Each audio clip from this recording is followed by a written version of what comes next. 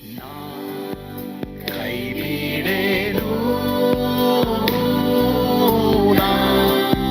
ಕೈ ಬಿಡೇನು, ಆ ಮಾತು ಹೇಳಿದ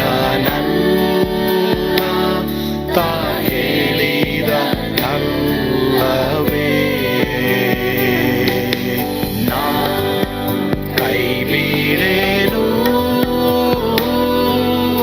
ನಾ ಕೈ ಬಿಡೇನು,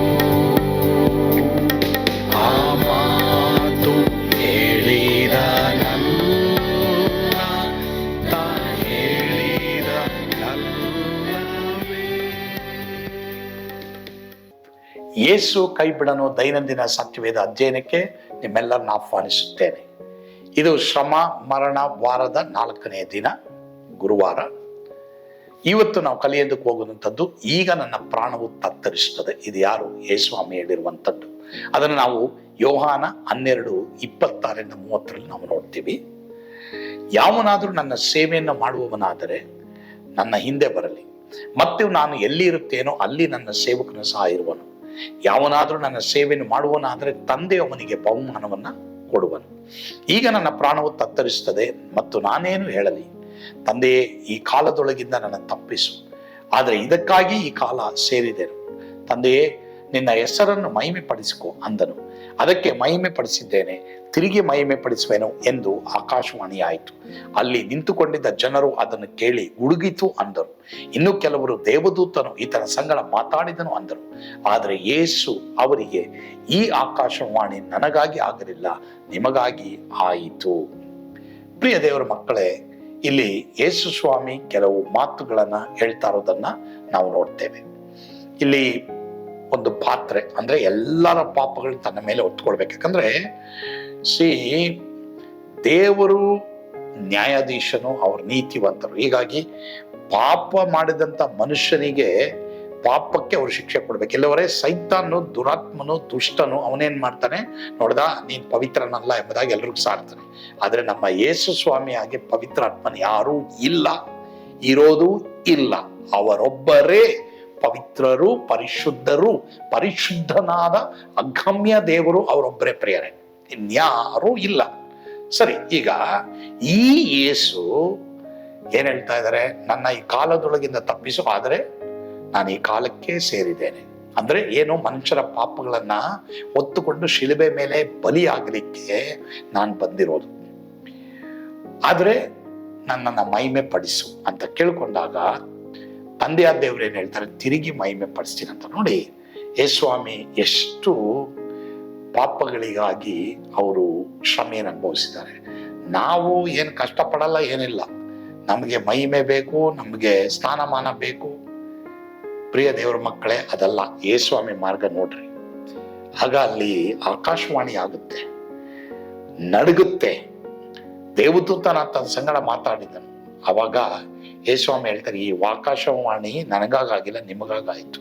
ಅಂದ್ರೇನು? ಈತನ ಪ್ರಿಯನಾಗಿರುವ ನನ್ನ ಮಗನು, ಈತನ್ ನಾನು ಮೆಚ್ಚಿದ್ದೇನೆ. ಈತನೇ ಮಾನವನ ಪಾಪದಿಂದ ಪರಿಹಾರ ಮಾಡಕ್ಕೆ ಬಂದಂತ ದೇವರು, ಮನುಷ್ಯ ಕುಮಾರ ಎಂಬುದಾಗಿ ಅಲ್ಲಿ ಗುರುತಿಸಲ್ಪಡ್ತಾರೆ ಪ್ರಿಯರೇ.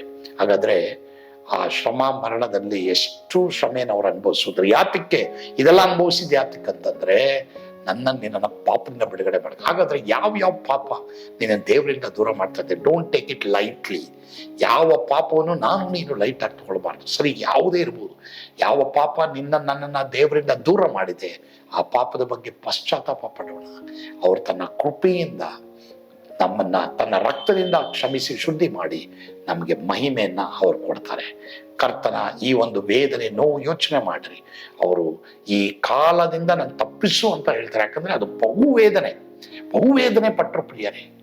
ಹಾಗಾದ್ರೆ ಆ ವೇದನೆ ಯಾರು ಪಟ್ಟಿಲ್ಲ. ನಾವೊಂದು ಚಿಕ್ಕ ನೋವಿಗೆ ಸಭೆ ಬಿಟ್ಬಿಡ್ತೀವಿ, ಬೈಬಲ್ ಓದೋದು ಬಿಟ್ಬಿಡ್ತೀವಿ, ಪ್ರಾರ್ಥನೆ ಮಾಡೋದು ಬಿಟ್ಬಿಡ್ತೀವಿ, ಚರ್ಚ್ ಬಿಟ್ಬಿಡ್ತೀವಿ, ಯೇಸುನೇ ಬೇಡ ಅಂದ್ಬಿಡ್ತೀವಿ.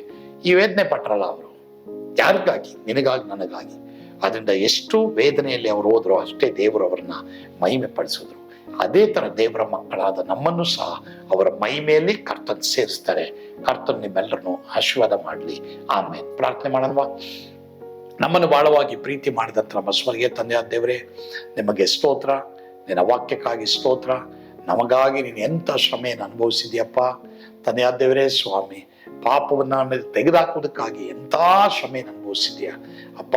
ನೋವು ವೇದನೆ ತಂದೆಯಾದ ದೇವರೇ ಸ್ವಾಮಿ, ದೇವರೇ ನಾವು ಪಡಬಾರದು ಎಂಬುದಾಗಿ ನೀನು ಪಟ್ಟಿದ್ದೀಯಾ. ಅದಕ್ಕಾಗಿ ಸ್ತೋತ್ರಪ್ಪ. ಸ್ತುತಿ ಘನ ಮಾನ ಮಹಿಮೆ ನೀವೊಬ್ಬರೇ ಹೊಂದಿಕೊಂಡ್ರೆ ಸ್ವಾಮಿ, ಯೇಸುವಿನ ಹೆಸರಿನಲ್ಲಿ ಪ್ರಾರ್ಥಿಸ್ತೇವೆ ದೇವರೇ, ಆಮೇನ್. ಕರ್ತನು ತಾನೇ ನಿಮ್ಮೆಲ್ಲರನ್ನ ಆಶೀರ್ವಾದ ಮಾಡಲಿ. ಯೇಸು ನಿಮ್ಮನ್ನು ಕೈ ಬಿಡೋದಿಲ್ಲ. ಸ್ವರ್ಗದಾನಂದ ನಿಮ್ಮೆಲ್ಲರನ್ನ ತುಂಬಿ ತುಳುಕಲಿ. ಆಮೇನ್. God bless you.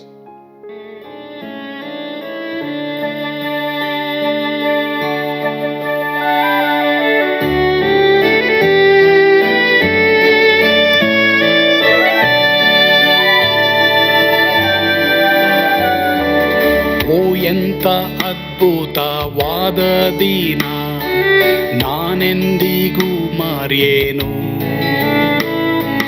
ಪಾಪಂಧಕಾರದೊಳ್ ಅಲೆದೇನ, ರಕ್ಷಕನ ಕಂಡೇನು.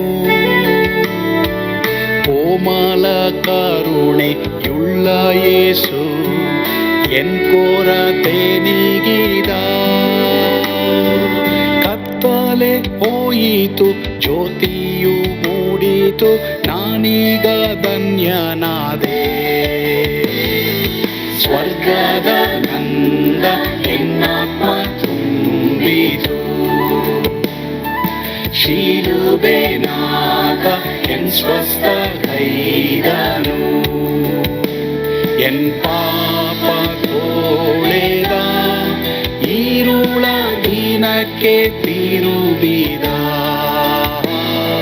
ಸ್ವರ್ಗದ ನಂದ ಎನ್ನಾತ್ಮ ತುಂಬಿತು.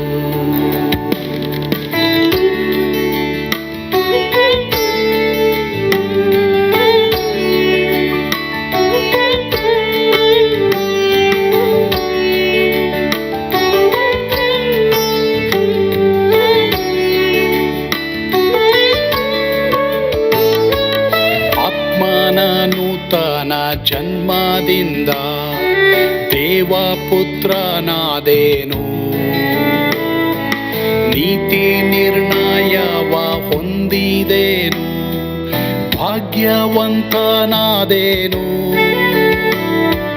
ಪಾಪಾತ್ಮನಾಗಿ ನಾ ಬಂದಾಗಲೇ ಆಶೀರ್ವಾದ ಸಿಕ್ಕಿತು. ಕೃಪೆಯ ಮೂಲವೇ ರಕ್ಷಣೆ ಹೊಂದಿದೆ, ಸುನಾಮ ಕೊಂಡಾಡುವೆ. ಸ್ವರ್ಗದ ನಂದ ಎನ್ನಾತ್ಮ ತುಂಬಿತು, ಶಿಲುಬೆನಾಗ ಎನ್ ಸ್ವಸ್ಥ ಕೈದನು. ಎನ್ ಪಾಪ ತೋಳೆದ, ಈರುಳ ದಿನಕ್ಕೆ ತಿರುಗಿದ. ಸ್ವರ್ಗದ ನಂದ ಎನ್ನಾತ್ಮ ತುಂಬಿತು.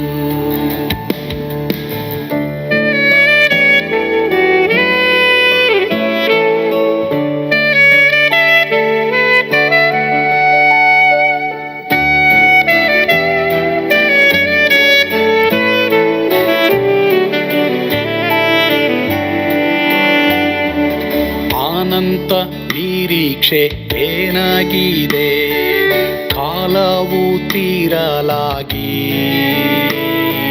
ಸ್ವರ್ಗದ ಭವ್ಯ ಬಿಡಾರದಲ್ಲಿ ನಿತ್ಯವಾಗಿ ಇರುವೆ. ಶಿಲುಬೆ ನನಗೆ ಆಶ್ರಯವೇ, ನಂಬಿಕೆಗಾಧಾರವೇ.